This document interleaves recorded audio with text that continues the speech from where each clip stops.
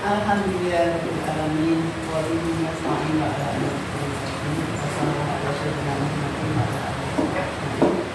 asyhadu an la ilaha illallah wahdahu la syarika lah wa asyhadu anna Muhammadan amma ba'd.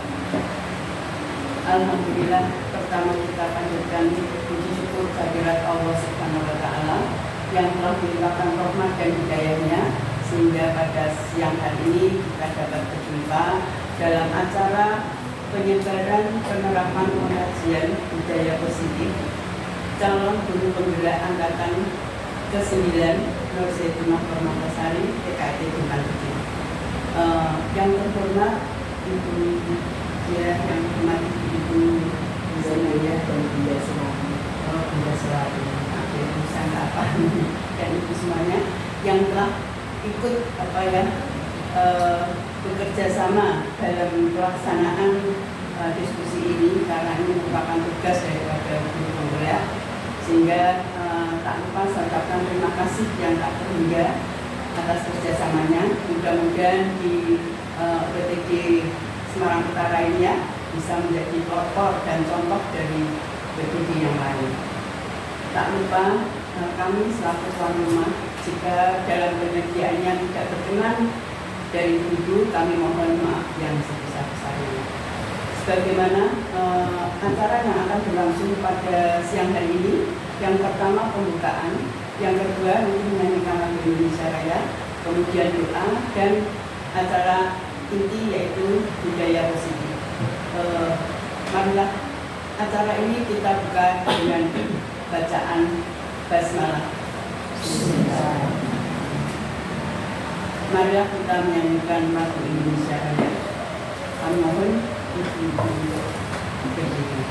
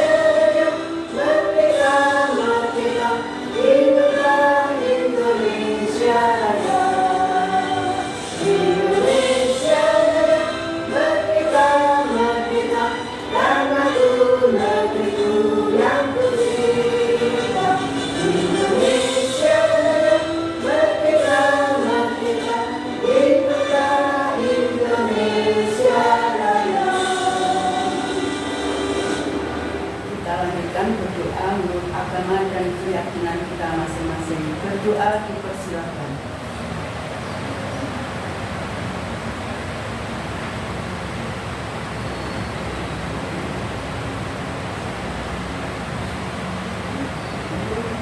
Berdoa selesai. Terima kasih. Itu yang kami hormati dalam acara berikutnya, yaitu kita akan diskusi tentang budaya positif. Sebagaimana kita sebagai pendidik, kita adalah mengikuti daripada tokoh pendidikan kita, yaitu Kiai Haji Wantoro, yang mana sebagiannya Ing Madyo Manungkarso, Ing Ngarso Suntulodo, Ing Madyo Manungkarso, itu seluruhnya di depan jelas sebagai guru memberikan contoh, mencapai kita di tengah-tengah kita selalu memberikan bimbingan kepada putra-putri kita, dan di akhir kita memberikan motivasi dan dorongan untuk semangat agar benar bisa berkembang dengan maju. Dalam situasi sekarang ini, ya, dengan kurikulum merdeka yang mana kita diharapkan untuk mengembangkan cara pengajarannya itu sesuai dengan lingkungan yang ada. Ini kalau di daerah kita terapkan menurut daerahnya masing-masing, ya, sehingga bisa betul-betul pendidikan ini sesuai dengan undang-undang kita, yaitu mencerdaskan kehidupan bangsa, sehingga betul-betul generasi yang akan datang ini bisa cerdas, tidak hanya pintar tapi cerdas. Kalau pintar belum cerdas, tapi kalau cerdas insya Allah pintar. Saya kira itu dari saya. Mungkin kita sampaikan kepada Ibu Nur Zaitunah Permatasari, SPG, dalam penjabarannya penerapan pengalaman budaya positif calon guru penggerak angkatan 9 PKIP. Monggo waktu tempat kami persilakan. Terima kasih ya.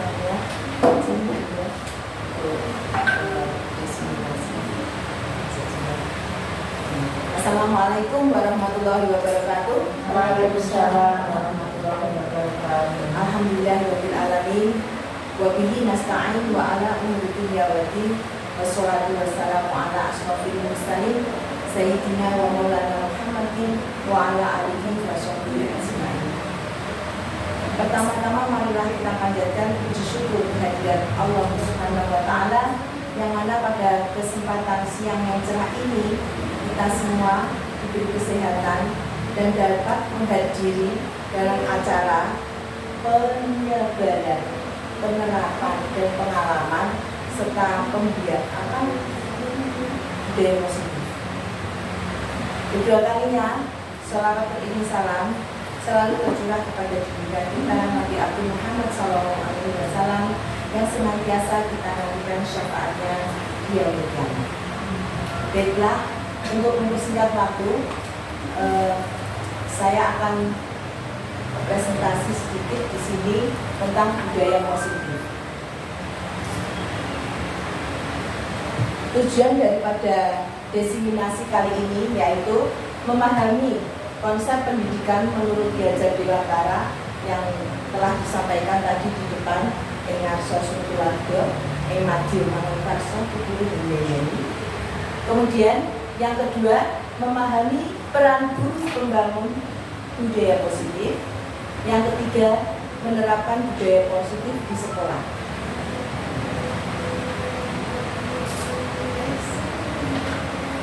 Sebelumnya kita akan mengetahui dulu pengertian budaya positif.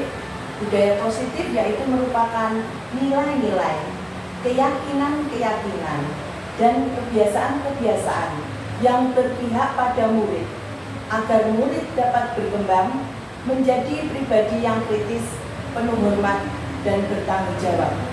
Jadi budaya positif ini kita lakukan sejak dari bawah dulu, yaitu kita biasakan di kelas masing-masing. Nah, kemudian setelah di kelas nanti kita akan lebih meningkat lagi, kemudian di sekolah. Next.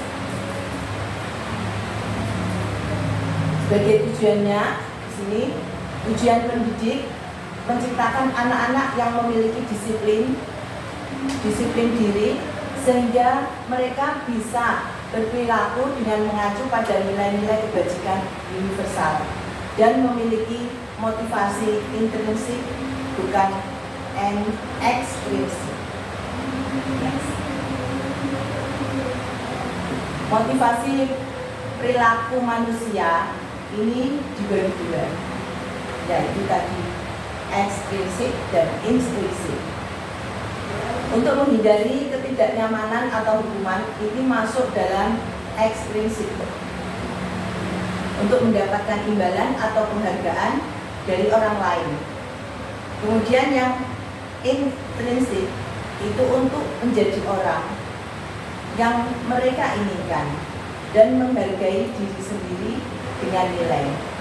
Tugas kita sebagai guru mengarahkan dan menciptakan motivasi internal siswa, hindari hukuman atau penghargaan yang berlebihan agar tidak mendasar pada motivasi eksternal murid. Sebelumnya kita dengarkan dulu lagu anti-bullying supaya lebih semangat yang lagi ngetren ya.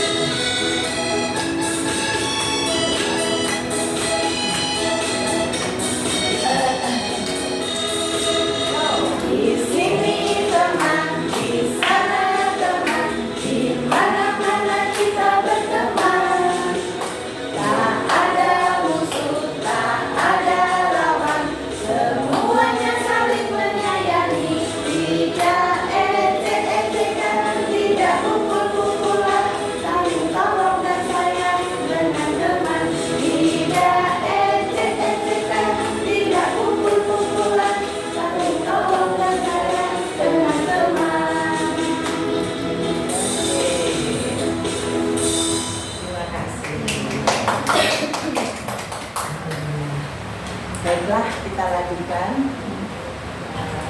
Selanjutnya, di sini saya akan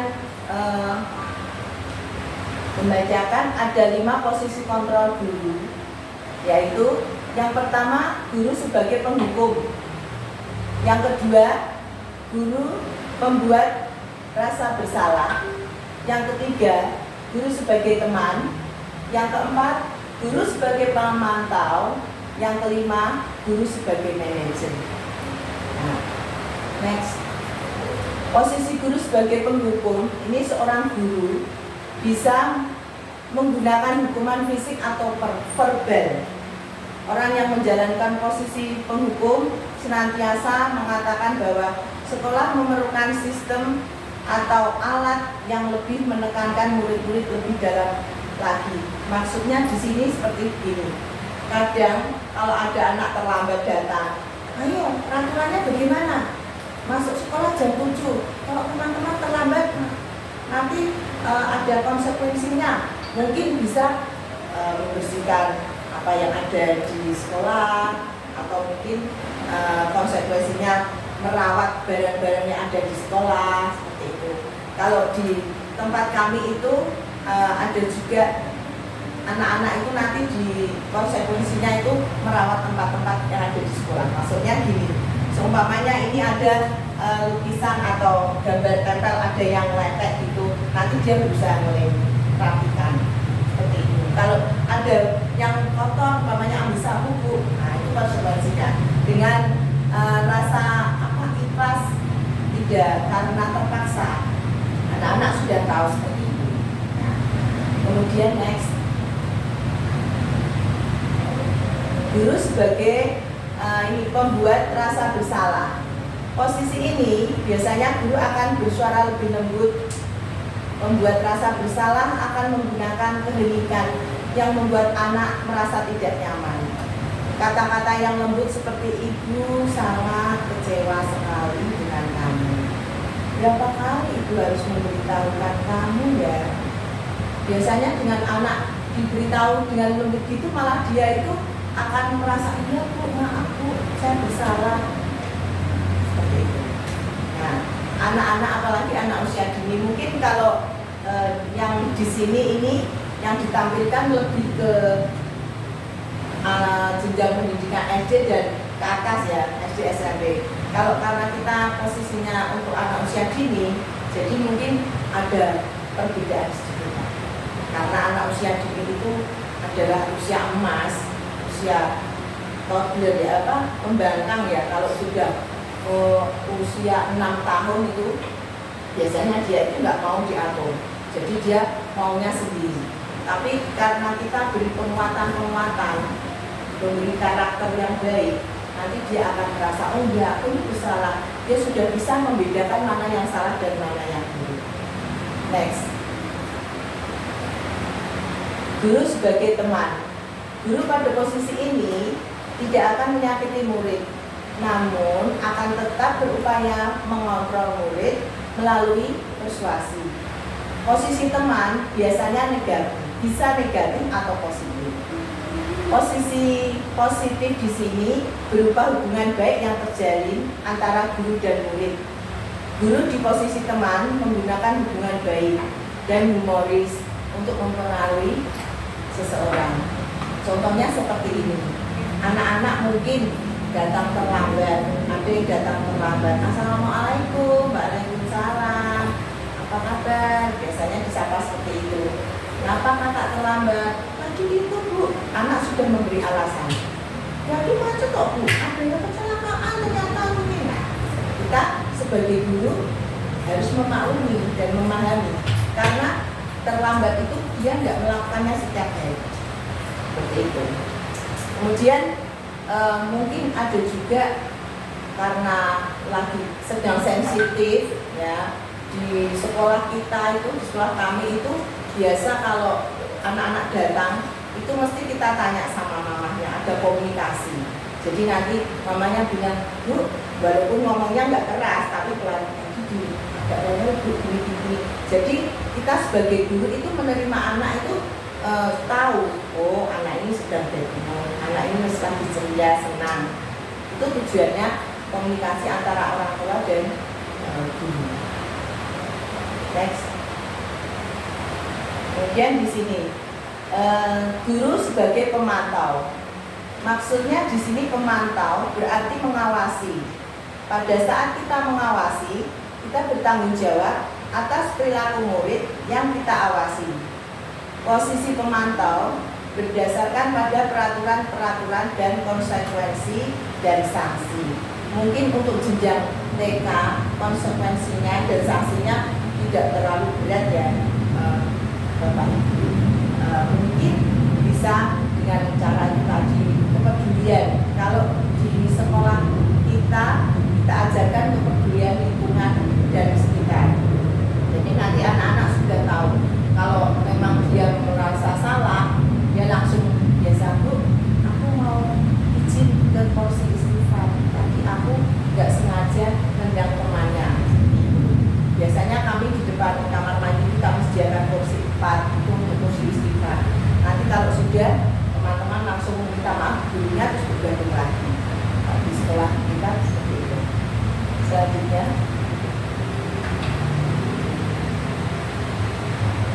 posisi terakhir yaitu guru sebagai manajer. Posisi di mana guru berbuat sesuatu bersama dengan murid, mempersilahkan murid mempertanggungjawabkan perilakunya, mendukung murid agar dapat menentukan solusi atas permasalahannya sendiri. Seorang manajer telah memiliki keterampilan di posisi teman atau pemantau. Jadi di posisi ini sebelum kita menyaksikan video, nanti akan saya tayangkan video dan nanti teman-teman atau ibu-ibu bisa lebih jelas mengetahui kira-kira posisi yang ideal untuk seorang guru itu di posisi yang mana. Oke, selamat menyaksikan videonya, silakan.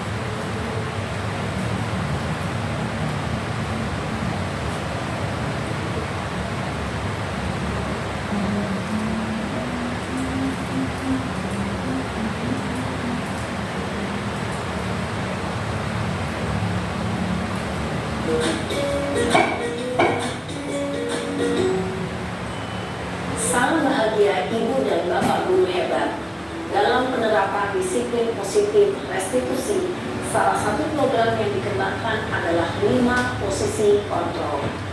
5 posisi kontrol dalam restitusi adalah proses perjalanan seorang pendidik agar dapat mengenali dirinya. Pada video kali ini, kita akan membahas tentang 5 posisi kontrol yang dikembangkan oleh Diane Gosset dan contoh penerapannya.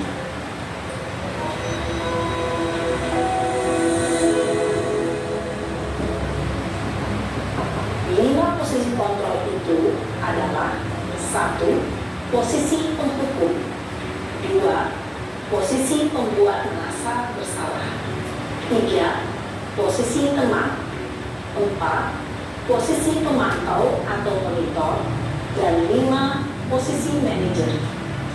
Untuk lebih memahami kelima posisi tersebut, mari kita saksikan kasus Naren yang terlambat hadir 20 menit di sekolah dan melihat bagaimana kelima posisi kontrol dalam menghadapi masalah tersebut.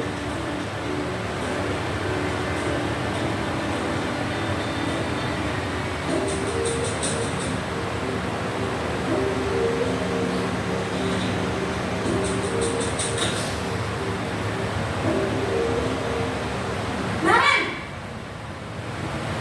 Sini kamu! Kenapa, Ibu? Selalu terlambat. Kamu deh, pasti terlambat. Maaf Bu, saya Apa? Apa coba? Alasan kamu apa lagi? Kapan sih kamu tidak terlambat? Malas sekali ya kamu jadi anak. saya Dasar pemalas. Gak kapok-kapok sih kamu. Sudah berapa kali terlambat? Sana, kamu keliling lapangan basket 2 kali. kenapa saya harus ke lapangan basket Bu? Kenapa? Kamu melawan ibu. Berani-beraninya jawab. Sudah terlambat, masih berani jawab pula. Sekarang, keliling lapangan basket 5 kali sekalian. Biar kapok. Cepat. Pergi sana ke lapangan basket. Posisi penghukum biasanya berbicara dengan nada tinggi, menghardik, menunjuk-nunjuk, menyakiti, dan menyindir. Hukuman bisa berupa fisik maupun psikis. Ibu dan bapak guru hebat. Dampak yang terjadi pada murid ketika guru berada pada posisi penghukum adalah murid cenderung akan memberontak, bahkan menyimpan dendam.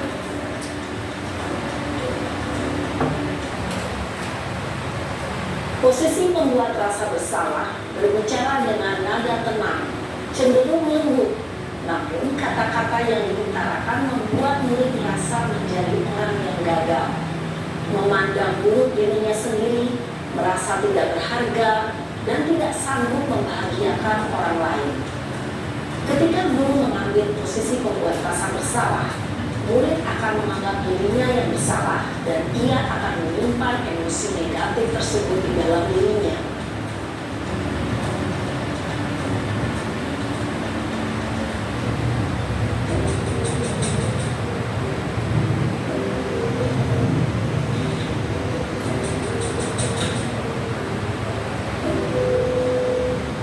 Naren!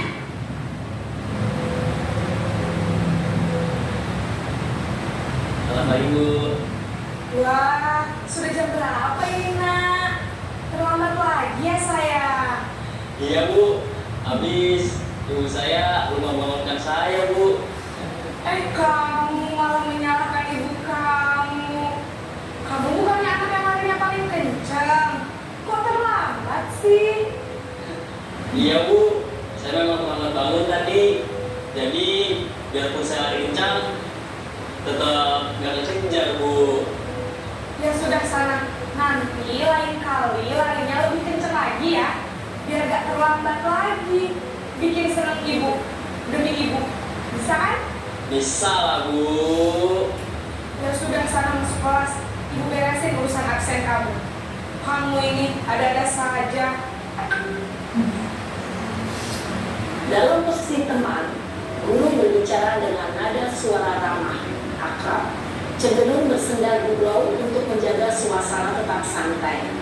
Murid akan merasa senang, aman, dan akrab dengan guru. Identitas yang tercipta adalah identitas sukses atau berhasil. Namun, perlu diingat, karena ini masih dorongan eksternal, maka ada faktor ketergantungan dari murid kepada orang tertentu.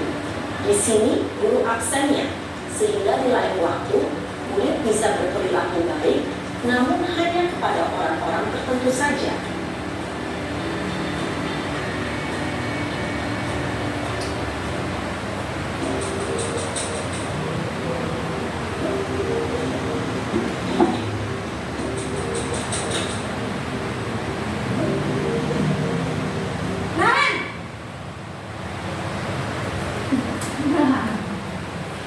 Selamat pagi Bu. Naren, apa peraturan sekolah kita tentang jam berapa kita harus masuk sekolah, nak? Kita harus di sekolah jam 7 Bu. Iya betul, sekarang sudah jam 7.20. Naren sudah tahu konsekuensinya jika terlambat hadir. Paham Bu, saya harus tinggal kelas pas jam istirahat selama 20 menit. Iya benar, konsekuensinya demikian. Jadi nanti jam 9.30 pas istirahat, kamu harus tinggal di kelas dan kerjakan tugas tambahan untuk ketertinggalan kamu, ya? Baik Bu. Posisi pemantau mengandalkan penghitungan atau data untuk mengontrol murid. Guru mengarahkan murid berdasarkan peraturan dan konsekuensi. Seorang pemantau menunjukkan bahasa tubuh dan ekspresi wajah yang datar dan cenderung formal. Apa pusing? Tidak apartemen. Apartemen. Bidang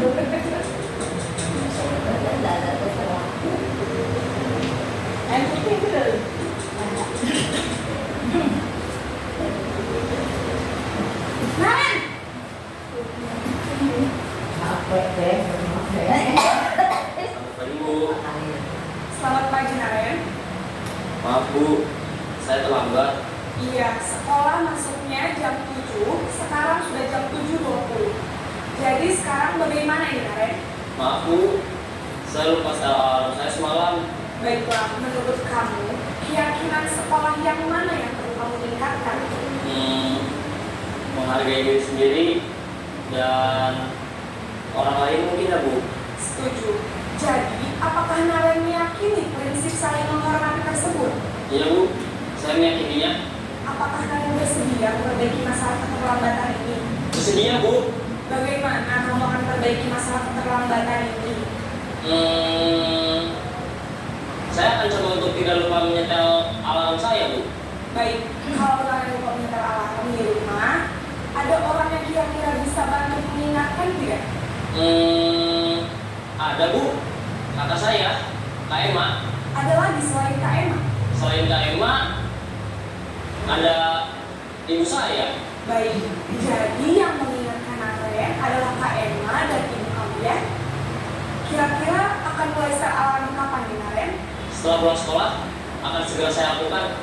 Baik, jadi Naren akan setel alarm untuk bangun besok pagi dan akan diingatkan oleh kakak dan ibunda Naren ya.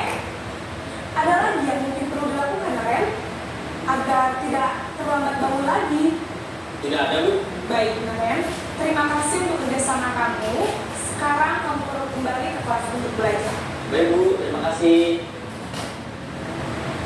Posisi manajer adalah posisi kontrol yang disarankan untuk membimbing murid memiliki sikap disiplin yang positif, yaitu murid yang mandiri, bertanggung jawab, dan dapat memecahkan masalah. Tujuan dari posisi ini adalah agar murid dapat merefleksi atas tindakannya. Guru akan dengan tulus memberikan pertanyaan-pertanyaan bermakna, sehingga membuat murid dapat belajar dari kesalahannya dan mencari sebuah solusi untuk menyelesaikannya. Ibu dan Bapak Guru hebat, setelah mengamati adegan kelima posisi kontrol tadi, kira-kira posisi mana yang paling ideal? Posisi mana yang dapat menunjang motivasi intrinsik murid? Ya, tentu posisi manajer. Posisi ini memang posisi ideal yang ingin dituju setiap pendidik. Pada posisi inilah, guru dapat menerapkan disiplin positif dan berpihak pada murid yang memerdekakan murid. Perjalanan seorang pendidik tentunya tidak mudah untuk sampai pada posisi seorang manajer. Namun, tujuan kita pasti, yaitu menciptakan murid-murid yang mandiri, merdeka, dan bertanggung jawab. Semoga penggambaran 5 posisi kontrol yang telah diperlihatkan ini dapat menjadi ajang refleksi bagi kita semua, agar dapat terus mengasah dan menerapkan disiplin positif yang memerdekakan murid. Mari terus berlatih dan bersemangat. Selamat menerapkan. Salam dan bahagia, Ibu dan Bapak Guru hebat.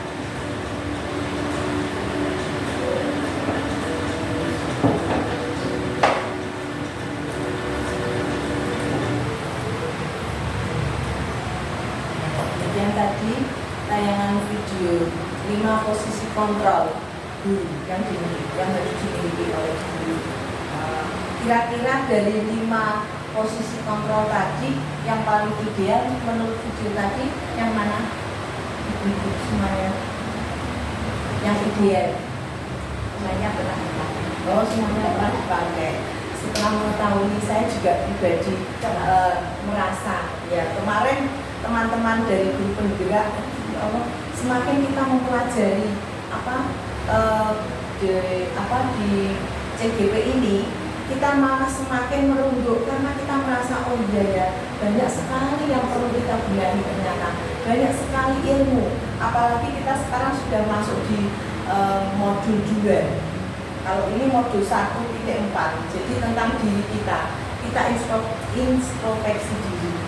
Jadi di mana kita harus memperbaiki diri kita apabila memang sudah sesuai dengan apa yang diajarkan oleh Ki Hajar Dewantara, juga kita tinggal menjalankan saja. Apabila belum sesuai, marilah kita bersama-sama untuk merubahnya. Seperti itu. Next, selanjutnya. Tadi juga disinggung dalam video tadi, kita membuat keyakinan kelas atau mungkin keyakinan sekolah. Di sini kita bermusyawarah dengan anak-anak sendiri. Anak-anak yang memilih kira-kira ada keyakinan kelas itu apa. Nah, karena ini keyakinan kelas, saya tempelkan di kelas. Tetapi kalau kita tulis di sini keyakinan sekolah, mungkin bisa ditempel di ruang baris, bisa di mana saja. Ya. Di sini anak-anak menentukan sendiri. Duduk tertib, oke, belum tulis ya, duduk tertib. Berarti nanti kalau anak-anak tidak mengikutinya, tinggal kita mengingatkan saja. Maaf, masih ingat keyakinan kelasnya teman-teman? Oh iya, duduk tertib. Anak nanti akan mengikuti langsung. Yang kedua, mendengarkan guru. Jadi kalau ada yang berbicara sendiri, temannya biasanya mengingatkan, ingatkan guru. Seperti itu. Nah, kemudian bicara bergantian. Kalau ada satu teman yang berbicara, yang lain silakan jadi pendengar yang baik atau mendengarkan. Selanjutnya, izin bila mau minum atau ke belakang. Kemudian yang kelima, tunjuk jari jika ingin berbicara. Ya, yang keenam, sayangi teman. Karena ini di TK, biasanya saya memang kasih sayangi teman, tapi ketika kemarin kita lokakarya ketemu dengan teman-teman SD, SMP, dan SMA, kayaknya kurang setuju Bu kalau sayangi teman. Karena kalau sudah SMP, SMA kan sayangi teman nanti ada tanda kutip. Ya mungkin yang itu nggak dimasukkan nggak apa-apa Pak, secara universal bareng-bareng. Kalau ini memang saya TK kan saya khususkan begitu. Nanti bisa tidak ditulis. Kemudian 7, diam. Kemudian yang ke-8, fokus dalam pembelajaran. Selanjutnya, istighfar bila melakukan kesalahan. Ini biasanya anak-anak itu kalau di tempat saya, kalau begitu melakukan kesalahan, apa kesenggol, kadang ada temannya yang nggak terima. Ini kok kesenggol, padahal itu nggak sengaja. Maaf, tapi sengaja, aku nggak sengaja kok. Ini sudah silakan. Aku mau istighfar. Kadang ada yang ngajak temannya, ini istighfar yuk. Kan kita mau sendiri nggak dulu. Istighfar langsung lari ke jalan menuju kursi yang dimakan. Selanjutnya, bermain dengan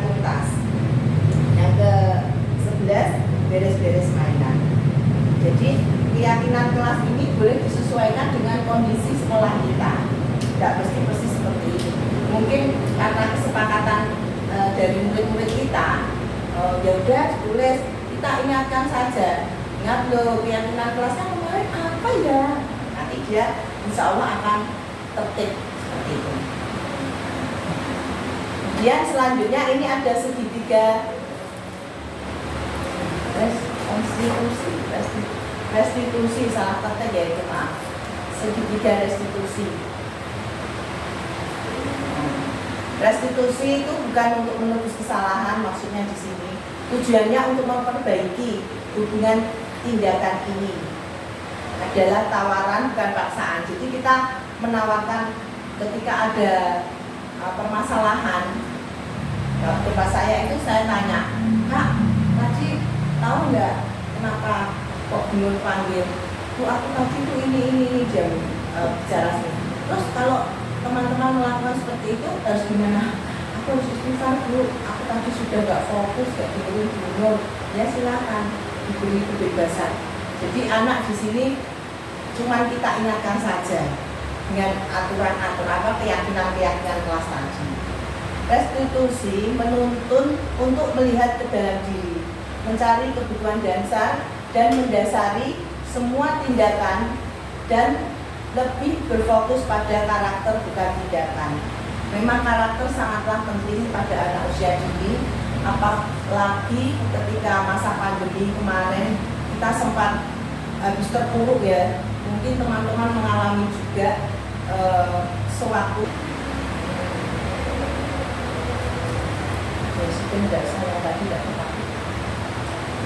tadi juga disinggung dalam video tadi, kita membuat keyakinan kelas atau mungkin keyakinan sekolah. Di sini kita bermusyawarah dengan anak-anak sendiri. Anak-anak yang memilih kira-kira ada keyakinan kelas itu apa. Nah, karena ini keyakinan kelas, saya tempelkan di kelas. Tapi kalau kita tulis di sini keyakinan sekolah, mungkin bisa ditempel di ruang baris, bisa di mana saja. Ya. Di sini anak-anak menentukan sendiri.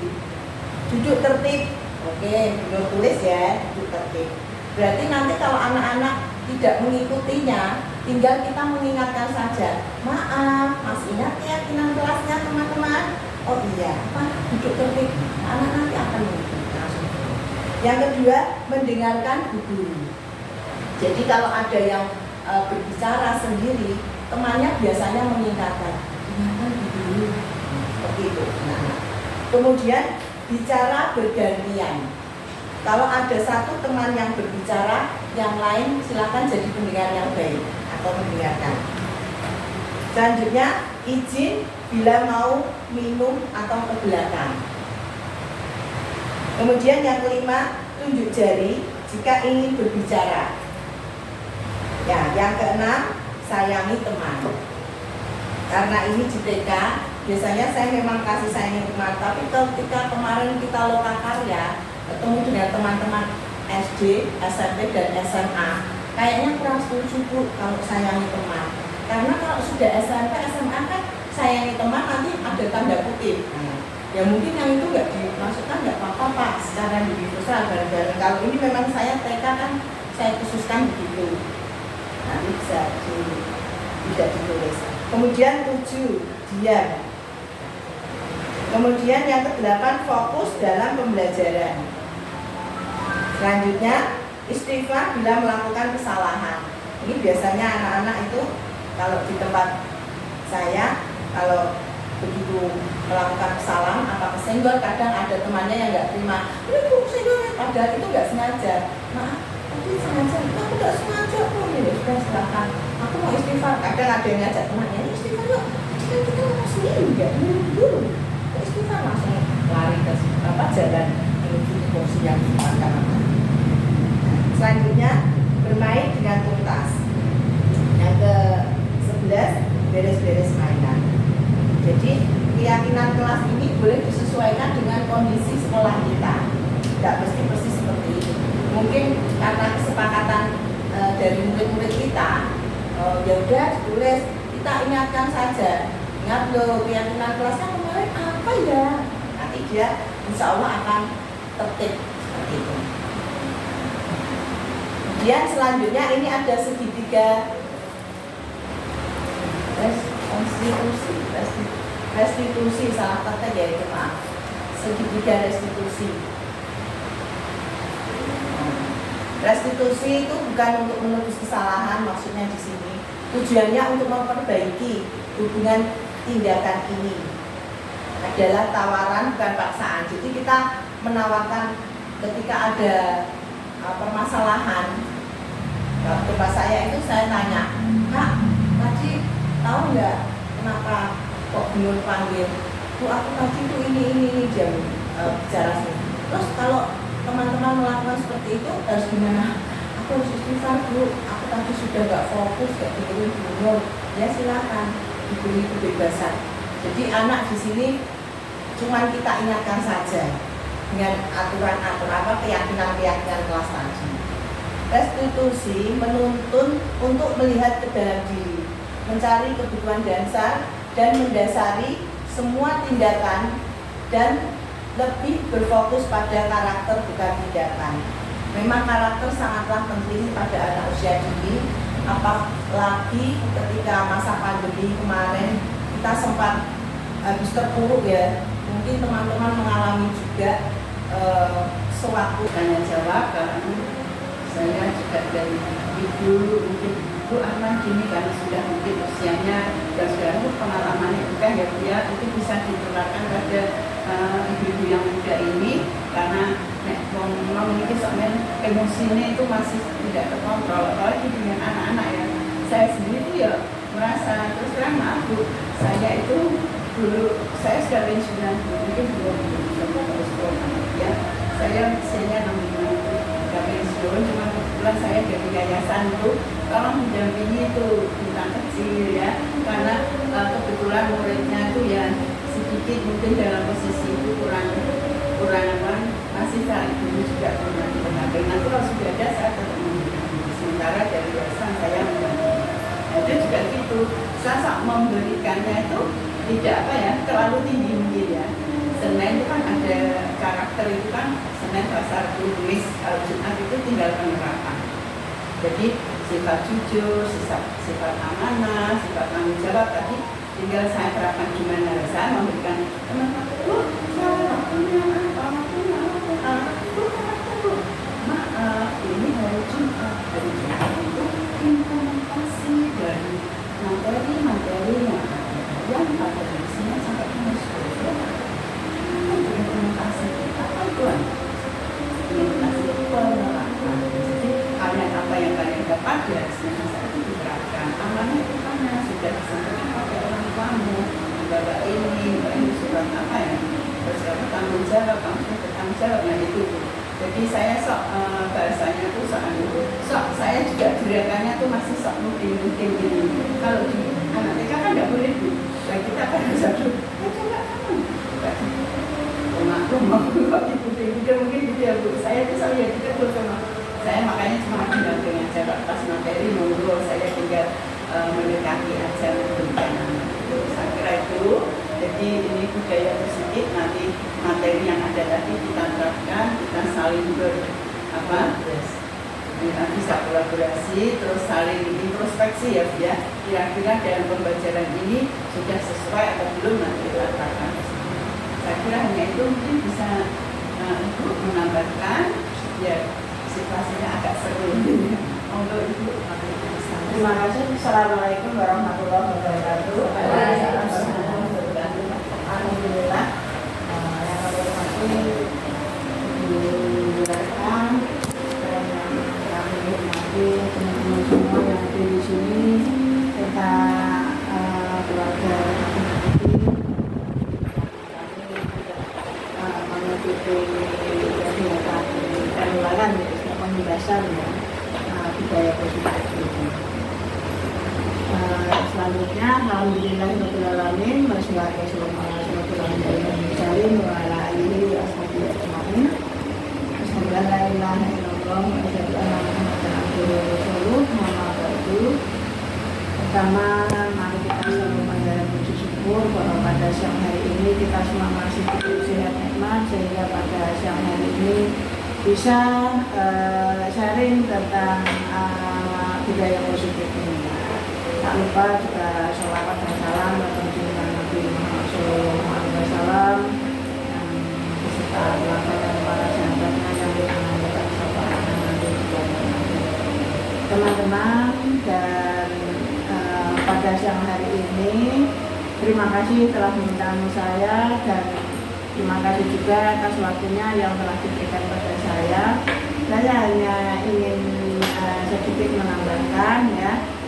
Terima kasih atas budaya positif ini, karena sebagai calon guru penggerak, mau nggak mau harus menggerakkan, utamanya diri sendiri, lingkungan bintang kecil, lingkungan teman lembaga, dan nanti bisa ke gugus, bisa ke kepala sekolah, dan ke masyarakat. Tentunya seperti itu ya. Nah, ini dalam arti menggerakkan dan juga ya positif. Intinya gitu ya Bunda. Nah, yang kedua, masalah video tadi, alangkah baiknya kalau ibu guru TK ya, guru TK dan anak TK itu akan lebih pas. Mungkin memang perlu memerlukan waktu juga ya. Memang calon guru penggerak itu waktunya luar biasa. Harus tetap semangat tuh. Untuk menjadi contoh teman-teman yang di Semarang Utara. Nah, monggo yang muda-muda khususnya, lah itu tetap diberi support untuk biar bisa ikut ke calon guru penggerak. Masalahnya apa?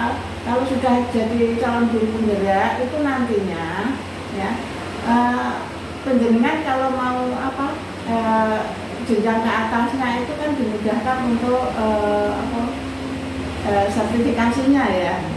Di Geno itu sudah ada, begitu lulus itu langsung lagi ya, langsung kartu diutamakan.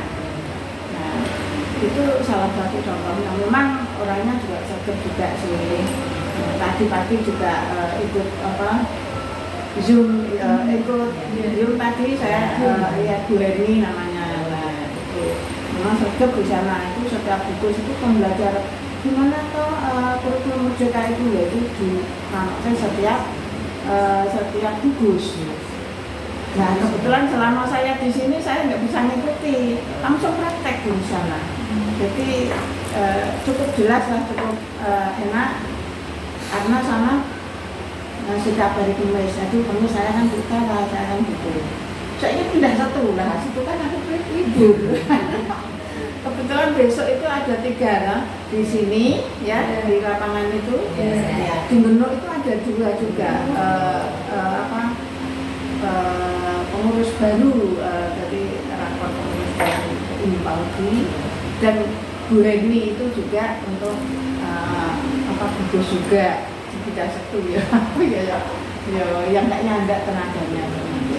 Jadi saya itu ya mau nggak mau harus berbagi, dan semaksimal saya usahakan. Tapi seandainya tolaknya enggak, dan saat Semarang Utara mungkin bisa layu sana, layu pindah lagi. Nah, ini perjalanannya cukup lumayan, jadi ya ya begitulah. Yang penting kita niat kita baik, positif. Kalau tidak ditopor dengan kurang pas itulah manusia ya. Jadi makanya manusia itu tidak ada yang sempurna kan, seperti itu. Kalau memang itu baik ya itu semata dari Allah. Kalau memang itu enggak baik ya ini kelemahan saya. Gitu ya Bu ya. Tetap semangat, monggo dari teman-teman khususnya nanti yang mudah-mudahan diberi semangat untuk ikut calon guru penggerak. Mungkin itu saja yang bisa saya sampaikan.